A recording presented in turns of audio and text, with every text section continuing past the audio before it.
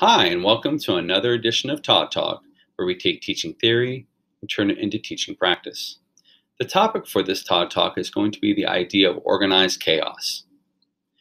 Chaos in the classroom can be a really good thing.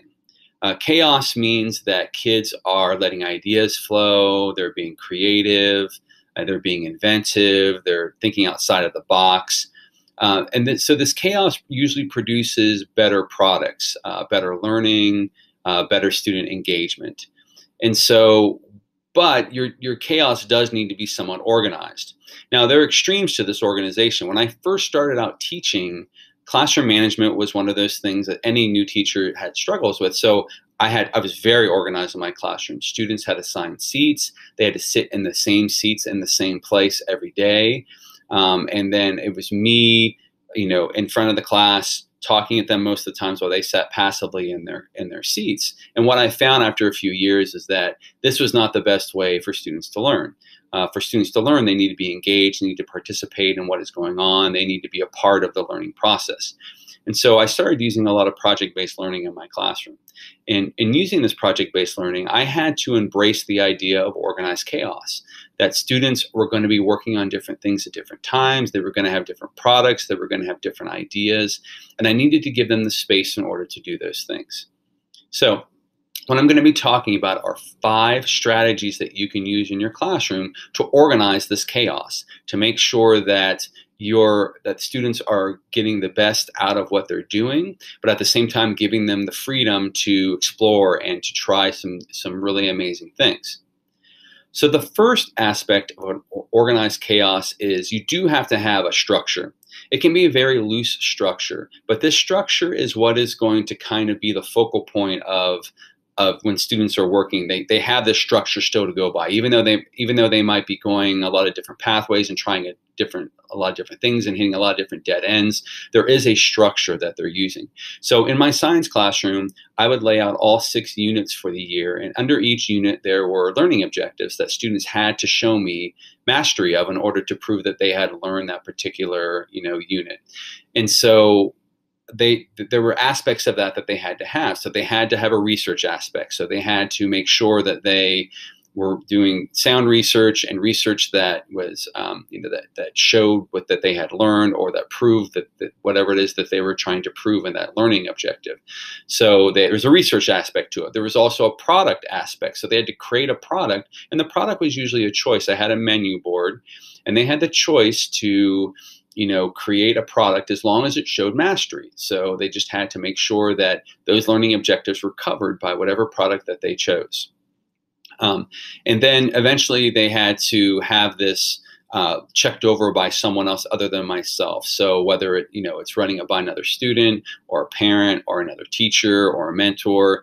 And that was the structure I had to my science class. So even though I had 55 students working on different things at different times with different products and different timelines, it was very organized because of the structure that was involved in the classroom. So students knew what they were supposed to be doing, and I knew what to expect of students because of the structure. So you can set your structure up however you like. I will say the more stringent your structure is, the less creativity you're probably going to get. But if you have to start with that and then kind of work and kind of lay off a little bit on the structure and loosen it up a little bit, eventually you'll get to a point where you're really comfortable with having a loose structure that will keep them organized. The second thing that you need to provide for students is space. And this comes in a couple of forms. First is the physical space. So do you have a classroom that allows kids to lay out and on the floor and spread out and do work that they need to do? So if they're working on something like a poster, do they have the room to do that? Do they have the space to do that? So it could be allowing them to go out in the hallway and work. So we have in our schools, we have desks, high top desks out in the hallways that kids can go out to and work out there as well. So it allows them to spread out.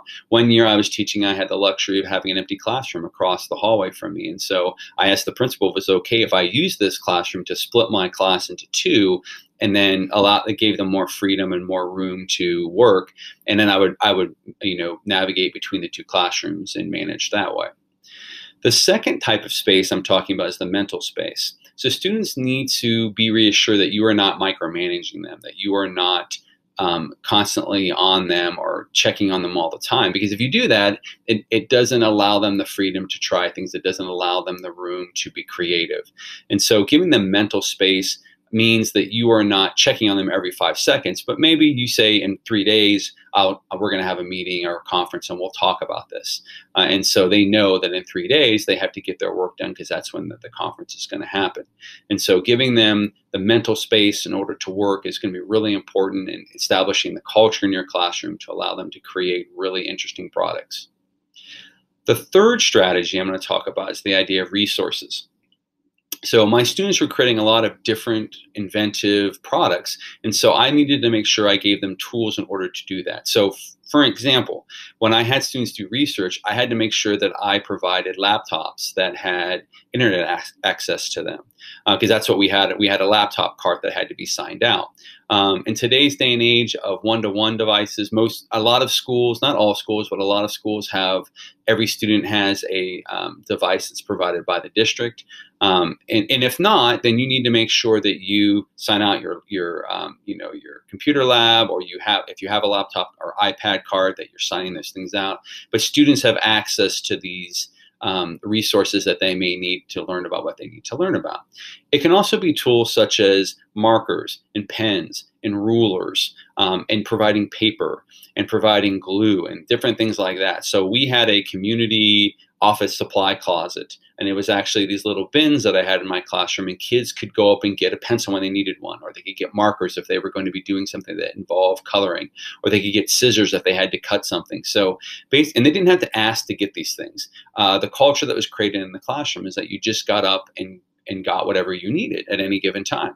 And I was able to supply most of these resources, but there were other times where I would have students bring in at the beginning of the year certain supplies. We would put them all into one kind of community basket, and then anyone could access these particular resources. And so the resources are really important, because what I didn't want is for students to not be able to do work because they didn't have materials that they needed.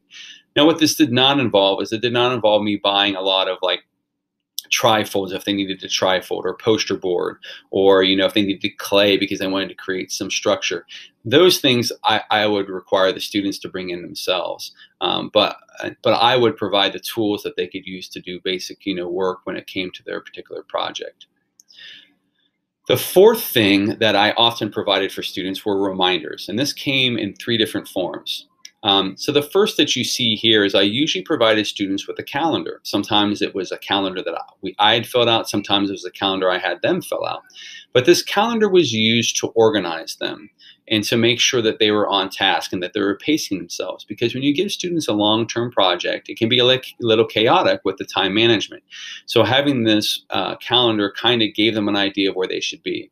I always told them they didn't have to be exactly on the day of what they were supposed to be doing, but they needed to be close to it if they were pacing themselves correctly. So they might be a little bit ahead of that. They might be a little bit behind, but they know how to pace themselves to get caught back up or to go deeper into things because they have the time to do that. So a calendar is the first thing that I used. The second thing I used was a rubric. So again, sometimes this was something that I filled out and I had the rubric ahead of time and gave it to them. Sometimes they would create the rubrics themselves. Because I had different students working on different products and different projects, I couldn't make 55 different rubrics. So I taught my students how to make rubrics, and then they would create these themselves. And then we would sit down and check over that rubric to make sure it was something that I could use in order to evaluate them. And then they had some ownership in their learning process. So we would pull out this rubric when we were moving along and saying, where are you on the rubric? Are you getting to where you need to be? And the rubric kind of acted like a blueprint. So if they followed that rubric, they would be able to build a very successful product that showed mastery. And so we use those rubrics. The third thing came in the form of either a syllabus that I had created that kind of laid out how the project was and provided that structure I talked about before. And other times, I just gave them a blank contract and had the students create their learning objectives, the skills they were going to learn, what their goals were, and so on and so forth. And so as you see here in this blank project contract, kids could fill this out. I would check this over. If I approved it, then I would sign it, they would sign it, and then it went home to parents so that they understood that what they were doing was organized. As chaotic as it might seem, it was organized and there was a purpose behind it.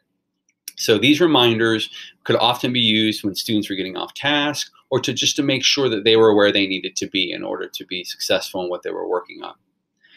The last thing, and probably the most important, is that you have management of your organized chaos. And what I mean by management is I don't mean ruling over it with an iron fist and doing discipline right and left.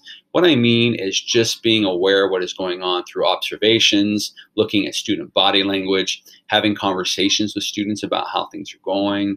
And so what I found with this organized chaos is rather than going to my desk and sitting down and doing work, I would move around the room constantly, and I would go up to students and I would ask them questions. And these questions were used to try to prod them into going a little deeper. So I may say, have you considered this? Or have you thought about that? Or why did you choose to do it the way that you did it? And so these questions were designed to try to get them thinking a little bit more.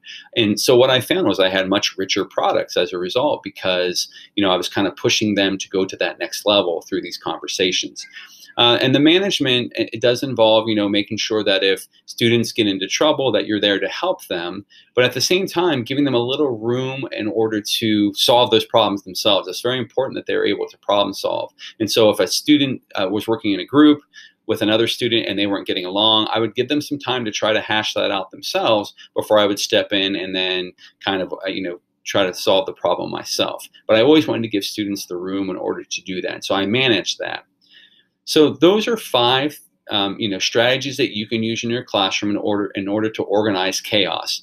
I highly recommend organized chaos. When I walk into a classroom, when I'm observing, and it's really noisy, and kids are kind of doing all sorts of different things, but I notice that they're usually engaged, and the learning is much deeper than it is in a classroom that I go into that's very quiet, that's very, strict with the way it's set up. Every student has to be at a particular place, and they're working at their desk passively. And so I do find that classrooms that have this organized chaos tend to be ones where more learning is taking place and where students are, fulfilling their potential and being able to be creative as a result of this organized chaos.